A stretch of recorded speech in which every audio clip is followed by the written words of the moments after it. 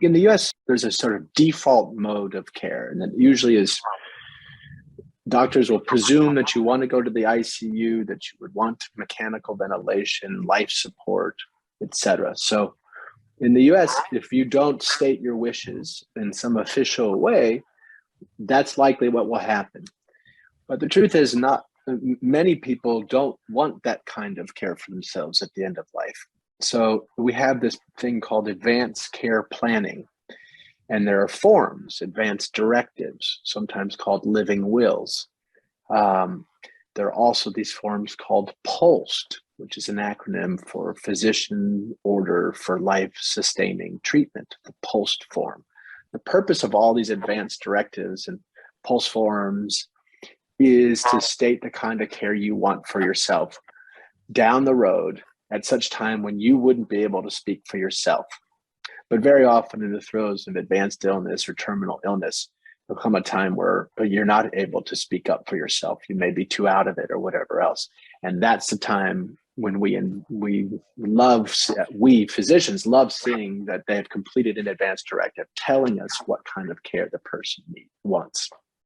So the questions at any advanced directive, and every state has its own advanced directive form.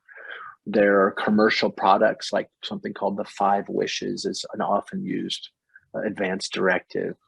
They all, whichever advanced directive you use, they all get at the same kind of stuff, which has to do with, and the frame here again is when you die, when you're at the very end of your life, and if you can't say for yourself, what kind of care do you want? So do you want artificial nutrition?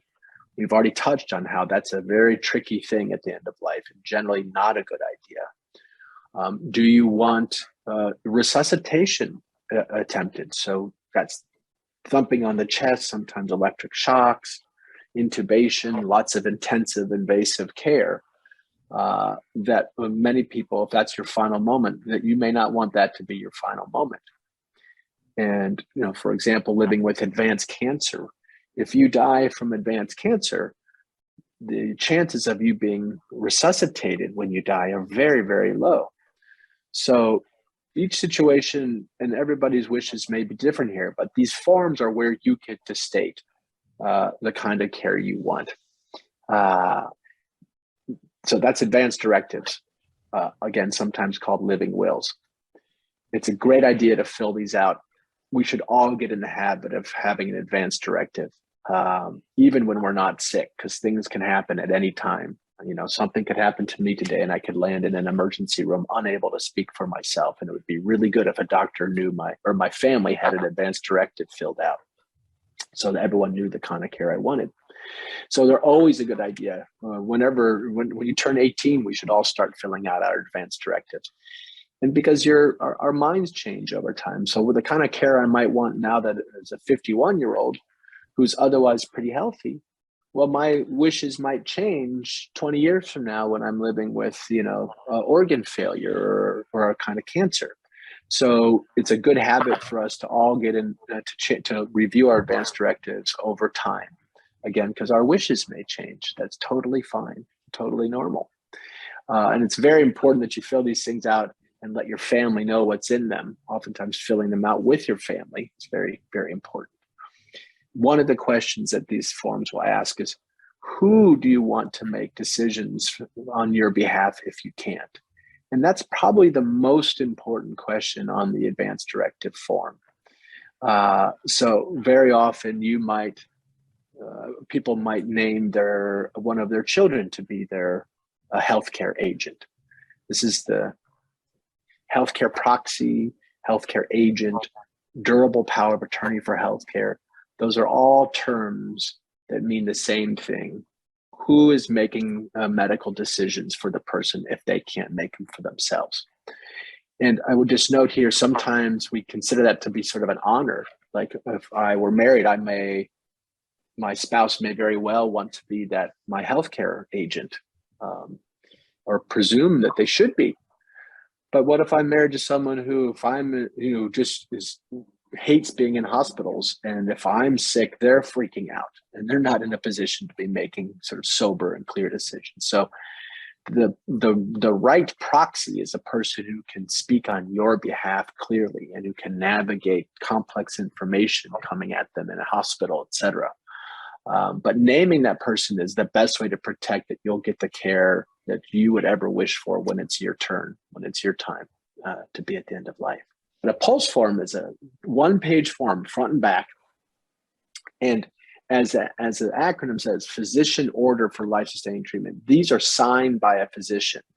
So it's really helpful to have a POLST form if you are already living with serious illness and death is likely to come at any time in the coming weeks, months, or a year or two.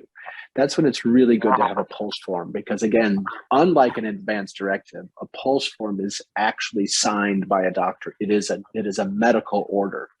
So if you show up in an emergency room, or if paramedics come to the home and they see a filled out POLST form signed by a doctor, well, they will treat that as an order. They will respond to a POLST form in ways they may not respond to an advance directive, which is not signed by a doctor. And it gets into legal issues. And sometimes paramedics feel uncomfortable unless they see a doctor's orders. So they may proceed with their default mode of care unless you have that form filled out and that form is accessible. 所以我们现在讲的是两种不同的表格，第一个呢是医疗照顾事前指示，那第二个呢是维持生命治疗遗嘱。那这两种表格呢其实是互补，两个都非常的重要。那完成这两个表格呢，就可以确保照顾你的医生、护理人员还有照顾你的家人知道你希望还有你不希望哪种方式的医疗照顾，而不需要去揣测你的想法，比方说要不要用人工呼吸器，要不要用喂食管来维持你的生命。那这两种表格呢也是可以确保呢照顾你的医生还有你的家人呢知道呢当你哪一天无法自己为自己做决定的时候，你希望谁来当你的医疗代理人。要选的人呢应该是选择这个医疗代理人，他了解你的医疗希望，他会尊重你的医疗希望，为你做最好的医疗决定。所以这不见得是一起同住的家人，这个病人呢他们其实大部分不会排斥就是聊这些问题，讲这些问题，反而是家里的兄弟姐妹子女不知道怎么样就是去完成这个表格，或者是问这些问题。所以跟家里人还有跟医疗代理人，让他们了解你的医疗意愿也是非常重要的。在美国病人他们的意愿是绝对受到尊重的比方说我们病到一个程度，我们不能自己帮自己去说话，不能决定自己的医疗应该怎么进行。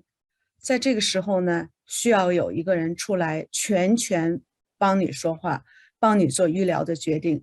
那这个人呢，就是需要你在清醒的时候，甚至现在就想并且去计划去指定一个这样的人然后呢他的表格的意义就在于你可以自己事先决定有一天你到底需要怎么样的治疗，谁最了解你的心意，你让这个人来帮你决定。第二呢，就是当你失去了做决定的能力的时候，那么这个人就可以表达你的意愿，全权为你做医疗方面的决定。但是问题的最重要的就是你现在需要去考虑谁是这一个人。There's a beautiful card game called Heart to Heart, which I know you guys know about. And it's a card game that you can play with your family that help kind of get at these kinds of questions that end up on an advance directive. Again, the idea is to normalize these kinds of conversations, make it okay to think about it and talk about it. And also a reminder, if you've done your job and filled out that advance directive and the POLST form, it's beautiful. But just know you can also change your mind. So as I said earlier, if you have a falling out with the person who you had named as your healthcare proxy, well, you can tear up that advance directive and fill out a new one. So you can change your mind over time. That's completely fine. Not all the questions need to be filled out for it to be binding. And again, if we had to pick one question to answer, it most certainly would be, who is your agent? Who is that person? And this kind of circles back to one of our earlier questions about family dynamics. And one of the ways as a patient to cut through a lot of the noise of a family that may be in disagreement is if you have stated who is the healthcare proxy, well, that is the person who is deputized to make decisions. You can argue about it within the family, but that person is legally deputized to be the one to make the decision. So you can do your family a favor by naming the proxies so that they know who gets to say. And it's also possible to name multiple agents. I would recommend, if you're going to have multiple agents, you might want to put them in priority, if there is a priority, number 1, number 2, number 3. So in case there's disagreement, it's someone is the decider. But it's often helpful to have 2 or 3 folks if you have a lot of people who are close to you, so that there's a team to talk it out and to work through things, and also so that they don't feel left out. 医疗照顾事前指示呢，像中国人如果语言是一个障碍的话，网站上会有一些版本是中英文版对照，在同样一个文件中有中文也有英文，所以呢，不少中国人都会选择那样子的版本。这样子的话，你可以了解问题是什么，那完成之后呢，医生也可以看得懂你要的是什么。这2个文件不光是对自己的一个权利的一个珍惜，能够为自己做决定，另外一方面也避免了很多家庭当中儿女之间或亲人之间的纠纷，到时候真的有事情发生，他们避免了互相推诿，也避免了一个人这个人要说，那个人想说也不能说，就是这样做决定的时候避免了这个家庭的 chaos 一个混乱。所以不光是自己的好处，也是为着家人的好处，以至于到一些关键的决定的时候，让所有的程序都变得非常的顺利，个人也有得着内心的平安，因为是遵照你的意愿去执行的。